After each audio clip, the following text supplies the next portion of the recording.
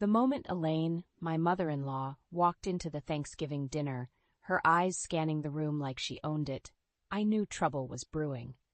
"How's your mom doing?" she asked, her voice dripping with a feigned concern that couldn't mask the jealousy lurking beneath. As she eagerly suggested a trip to the mountains, blatantly ignoring the gravity of my mother's illness, I realized that this wasn't just about her wanting time with us. It was a twisted game of one-upmanship where her need for attention clashed with our somber reality. Life before September was a quiet stream, flowing undisturbed. My husband Jake and I had carved out a modest life in our bustling city, far from our hometowns. We were content, or so we thought, until the day my phone rang with news that turned our world upside down. "Mom's sick," my brother's voice trembled on the other end. "It's breast cancer, and it's bad." The words hit me like a physical blow. Mom, the invincible matriarch of our family, the woman who had weathered every storm, was now facing her toughest battle. Metastatic breast cancer. The words echoed in my mind, a relentless reminder of the fragility of life. Jake held me that night, as I cried, his arms a stronghold against the chaos unraveling within me. We knew what we had to do. Within weeks, we arranged to work remotely and packed our lives into suitcases, ready to move across the country to be with Mom. Our plan was met with mixed reactions. My in-laws, particularly my mother-in-law, Elaine, were initially overjoyed at the prospect of us moving back. She lived just an hour and a half from my parents, a proximity that seemed convenient but soon proved to be anything but. "Can't wait to have you both nearby." Elaine's voice chirped over the phone, a stark contrast to the somber mood that had enveloped our lives. I appreciated her enthusiasm, or at least I tried to. But as our departure date neared, her excitement morphed into a relentless expectation for our time and attention. It was as if she couldn't see beyond her own desires, blind to the grim reality we were facing. "We should plan a trip to the mountains," she suggested during one of our calls, her tone oblivious to the weight of our situation. I exchanged a weary look with Jake. How could we explain to her that our move wasn't a joyous reunion, but a somber duty to be with my ailing mother? We arrived at my childhood home in November, welcomed by the familiar sights and scents, now tinged with the underlying scent of medication and antiseptic. Mom, once vibrant and full of life, was a shadow of her former self, the cancer stealing away her strength, but not her spirit. Elaine's calls became more frequent, each one a subtle reminder of her expectations. Thanksgiving was approaching, and she had made it clear she expected us to join her. It was a delicate balance, trying to cater to her needs without neglecting my mother. The Thanksgiving dinner was a surreal experience. Elaine, dressed in her festive best, chatted animatedly, occasionally throwing glances at my mother, who sat quietly, conserving her energy. I could feel the tension in the air by an unspoken battle of needs and desires. "How's your mom doing?" Elaine asked, her voice tinged with a curiosity that felt more invasive than empathetic. "She's fighting," I replied, forcing a smile. "We're just taking it one day at a time." "That's the spirit," Elaine said, but her eyes quickly shifted to Jake. "We should definitely plan that mountain trip soon, for some fresh air." I bit back a retort, the words "not now" sitting heavily on my tongue. This was not the time for leisure plans, not when every moment with my mother was precious. That night, as Jake and I lay in my old bedroom, the weight of our situation settled heavily on us. We were caught in a tug-of-war between duty and obligation, each pull threatening to tear us apart. "Your mom doesn't get it," Jake whispered, his voice heavy with fatigue. "It's like she's living in a different world." I nodded, the reality of our situation sinking in. We were here for my mother, to support her in her fight against an unrelenting enemy. But in doing so, we had inadvertently ignited another battle, one with an adversary we hadn't anticipated, Elaine's jealousy and unmet expectations. The Thanksgiving dinner at my parents' house with Elaine present was a balancing act on a tightrope. While Mom rested in her chair, conserving her energy, Elaine's presence filled the room like an overzealous perfume. Her laughter was a bit too loud, her stories a bit too long. Jake and I exchanged knowing glances, each trying to mediate the unspoken tension. Elaine's eyes often darted towards my mother, her gaze a mix of curiosity and something I couldn't quite place. Was it envy? Pity? I couldn't tell. Mom, for her part, offered polite smiles, a testament to her enduring grace even in the face of her illness. The real test came when Elaine suggested a post-dinner walk. "A little stroll will do us good," she announced, her voice tinged with an enthusiasm that felt out of place. I hesitated, glancing at Mom. "I think we'll stay in," I said gently. "Mom needs to rest." Elaine's smile faltered for a moment, a flash of disappointment crossing her features before she masked it with a nod. "Of course, dear. Another time, then." As she left with Jake's sister, I couldn't shake off the feeling of guilt. It gnawed at me, the thought that maybe I was being too harsh, too unyielding. But then I looked at Mom. Her face etched with the quiet battle she fought every day, and I knew my loyalty lay with her. The days that followed were a blur of hospital visits, chemotherapy sessions, and quiet evenings at home. Mom's strength ebbed and flowed like the tides, some days bright and talkative, others withdrawn and weary. Through it all, Jake and I were her steadfast anchors, holding on amidst the storm. Meanwhile, Elaine's calls became a constant undercurrent in our lives. "When are you coming to visit?" she would ask, her voice laced with a hint of reproach. "I miss you both so much." Jake handled these conversations with a patience I admired. "We're really tied up with Mom's treatments," he'd explain, his tone apologetic yet firm, "but we'll try to make it soon." Each call ended with promises left hanging like unfinished sentences, and I could sense Jake's frustration growing. It was a tug-of-war between his mother's wants and his own sense of duty towards mine. As Christmas neared, the air grew colder, and so did the atmosphere between us and Elaine. She invited us to her annual family Christmas party, a lavish affair that was the highlight of her social calendar. But the thought of a crowded house, with laughter and merriment, felt jarringly out of sync with our current reality.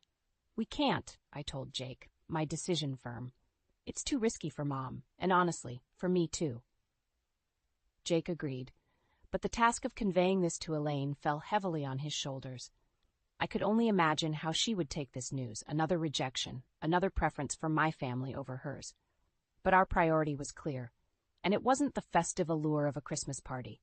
It was the quiet, somber room where my mother lay, fighting a battle that overshadowed all else. The decision not to attend Elaine's Christmas party was met with a strained understanding on her part, but the underlying disappointment was palpable. "I understand, dear," she said over the phone, her voice a mixture of resignation and thinly veiled frustration, "but you'll be missing a lovely evening." Jake's response was gentle but unwavering. "Mom's health comes first, you know that." I listened from the other side of the room, a knot of anxiety tightening in my stomach. The situation was delicate, a fragile truce at best, and I feared any wrong word might shatter it. The days leading up to Christmas were a study in contrasts. While Elaine prepared for her festive gathering, our home was enveloped in a quiet routine of caregiving and support for my mother. The joy of the season seemed a distant echo, muffled by the more pressing concerns of health and survival. Elaine's occasional updates about the party preparations felt like intrusions from another world. "We'll have a lovely tree, and the children will put on a little play," she enthused during one call. "That sounds nice," I replied, forcing a smile into my voice.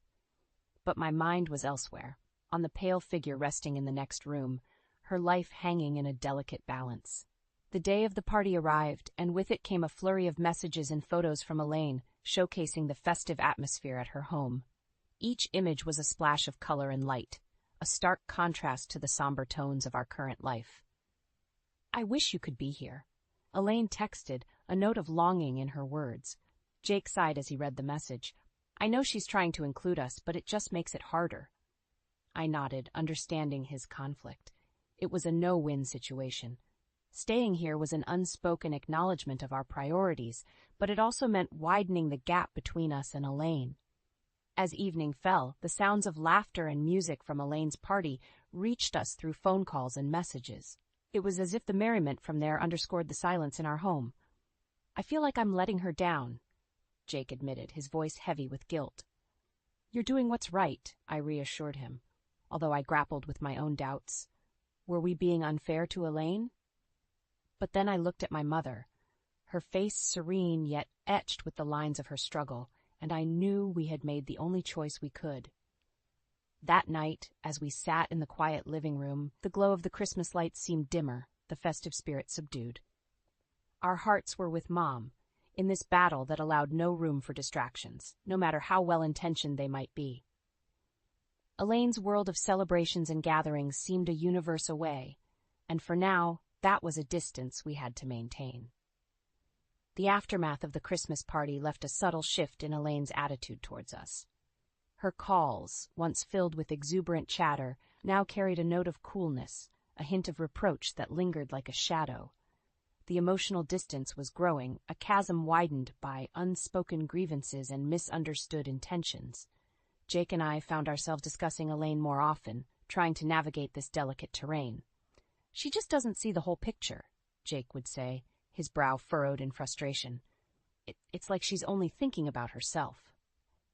I couldn't help but agree, though a part of me empathized with Elaine's loneliness. It was a confusing tangle of emotions, understanding her need for attention, yet resenting the pressure it put on us. As New Year approached, the tension reached a new height. Elaine called, her voice brittle with contained emotion. "I feel like you're avoiding me," she accused, her words sharp and direct. Jake's response was calm, but I could hear the strain in his voice. "Mom, it's not about avoiding you. We're just really focused on Nerder's mother's name right now." Elaine's reply was a mixture of hurt and anger. "You don't think I understand? I'm a mother too, but you're treating me as if I'm not part of this family." The conversation spiraled into an uncomfortable confrontation, with Elaine expressing her feelings of being sidelined and neglected. Her words were laced with a bitterness that took us by surprise. "You're always there for her, but what about me? Don't I matter?" The call ended on a tense note, leaving an uneasy silence in its wake. I looked at Jake, his face a mask of conflicted emotions. The situation was more complex than we had realized. It wasn't just about Elaine's demands for attention. It was about her feeling of loss, of not being a priority in her son's life anymore. We sat in silence, the weight of the situation settling heavily upon us. It was clear that this was more than just a case of competing demands. It was a deep-seated feeling of jealousy that Elaine harbored, a jealousy that was now openly affecting our relationship. That night, as I lay in bed, I couldn't help but feel a surge of anger towards Elaine. How could she be so self-centered, so blind to what we were going through? But then, in the quiet of the night, a thought struck me. Perhaps Elaine's jealousy was rooted in fear, a fear of losing her place in her son's life, a fear exacerbated by the crisis we were facing. It was a bitter pill to swallow, recognizing that beneath the surface of Elaine's demands and complaints lay a deeper issue, one that needed addressing. But the question remained, how could we bridge this growing gap? How could we heal the wounds that were slowly tearing our family apart? The days that followed were a dance around unspoken words and unaddressed feelings. Jake and I knew that the situation with Elaine couldn't be left to fester, yet the courage to confront it head-on was hard to muster. Each of Elaine's calls now felt like walking on a tightrope, balancing between reassurance and honesty, trying not to fall into an abyss of conflict. Finally, one chilly evening, Jake decided it was time to address the elephant in the room. "We need to talk to her, face to face," he said, determination lacing his voice. "This can't go on like this." I agreed, albeit with a sense of trepidation. The thought of confronting Elaine, of laying bare all the hurt and misunderstandings, was daunting. Yet the need for resolution, for some semblance of peace, was greater. We arranged to meet Elaine at a small cafe, a neutral ground away from the emotional landscapes of our homes. The meeting was tense from the outset. Elaine's smile was tight, her eyes guarded. We exchanged pleasantries, but they were just brittle veneers over the turmoil underneath. Jake took the lead. "Mom, we need to talk about what's been going on," he began, his voice steady but gentle. Elaine's facade wavered, her eyes flashing a mix of defensiveness and hurt. "So now you have time for me?" she retorted, the bitterness evident. "We've always had time for you," I interjected, trying to keep my voice even. "But Mom's illness, it's been consuming us." Elaine shook her head, a sigh escaping her. "I understand that she's sick, but what about me? Don't I count for anything?" The conversation unfolded, a raw and honest dialogue that peeled back layers of hurt, assumptions, and unspoken fears. Elaine spoke of feeling abandoned, of fearing that she had lost her place in Jake's life. Jake expressed his struggle to balance his duties, his guilt over not being able to meet everyone's expectations. There were tears, moments of heated words, but also instances of quiet understanding. It was a cathartic release, an airing of grievances that had long been suppressed. "I just feel so alone," Elaine confessed, her voice cracking with emotion. "Ever since you moved, I feel like I've been losing you." Jake reached across the table, taking his mother's hand. "You're not losing me, Mom, but we have to face what's in front of us right now. Nair's mother's name needs us." As the conversation drew to a close, there was a sense of relief, a lightening of the load we had all been carrying. It wasn't a magical resolution. The issues were too complex for quick fixes. But it was a start, a step towards understanding and healing. We left the cafe with a tentative plan to stay more connected, to include Elaine in our lives in ways that were manageable given our current circumstances. It was a compromise, an acknowledgement of each other's needs and limitations. That night, as I sat beside my mother, holding her frail hand in mine, I felt a sense of peace. The confrontation with Elaine had been difficult, but it had opened a door to empathy and understanding, a path to navigate this challenging journey with a little more grace and a little less burden. In the weeks that followed our meeting with Elaine, a subtle change began to weave through our interactions. The air of tension that once hung between us started to dissipate, replaced by a cautious but growing understanding. We kept Elaine more involved through regular phone calls and occasional visits, ensuring she felt included and valued. Elaine, for her part, seemed to make an effort to understand the gravity of our situation. She started asking more about my mother's health, her voice carrying genuine concern. It was a small but significant shift, indicating a willingness to see beyond her own needs. Jake and I also worked on balancing our time and energy. We realized that while my mother's illness demanded much of us, it was important not to neglect other relationships, especially with Elaine. It was a delicate balancing act, but one we were now more equipped to handle with empathy and understanding. As spring approached, bringing with it a sense of renewal, so too did our family dynamics begin to find a new equilibrium. My mother's health showed small but encouraging signs of improvement, and with it, our spirits lifted. The heavy burden of the past months started to ease, allowing us to breathe a little more freely. Elaine's transformation was perhaps the most remarkable. The jealousy and bitterness that had once clouded her interactions with us slowly faded, revealing a more compassionate and understanding side of her. She even started joining us for quiet afternoons with my mother, bringing with her an air of warmth and positivity. One such afternoon, as we sat in the garden, Elaine reached out to my mother, taking her hand gently. "I'm here for you too," she said softly. The moment was simple yet profound, marking a new chapter in our relationship. Jake and I watched this exchange, a sense of relief and gratitude washing over us. The journey had been long and fraught with challenges, but it had brought us to a place of greater understanding and compassion. As the story of our family unfolded, I realized the power of open communication and empathy. Our confrontation with Elaine had opened a door to healing, not just for our strained relationships, but also within ourselves. It taught us the importance of facing difficulties head-on, of acknowledging and addressing the emotions that drive us. The final chapter of this journey was yet to be written, but as I looked at my family, united in our garden, I felt hopeful. We had navigated the stormy waters of jealousy, illness, and misunderstanding, and had found a way to emerge stronger and more connected. Life, I understood, was a tapestry of complex emotions and experiences. But with love, patience, and a willingness to understand each other's perspectives, we could weave a story of resilience and togetherness. And in that story, we found our strength and our peace.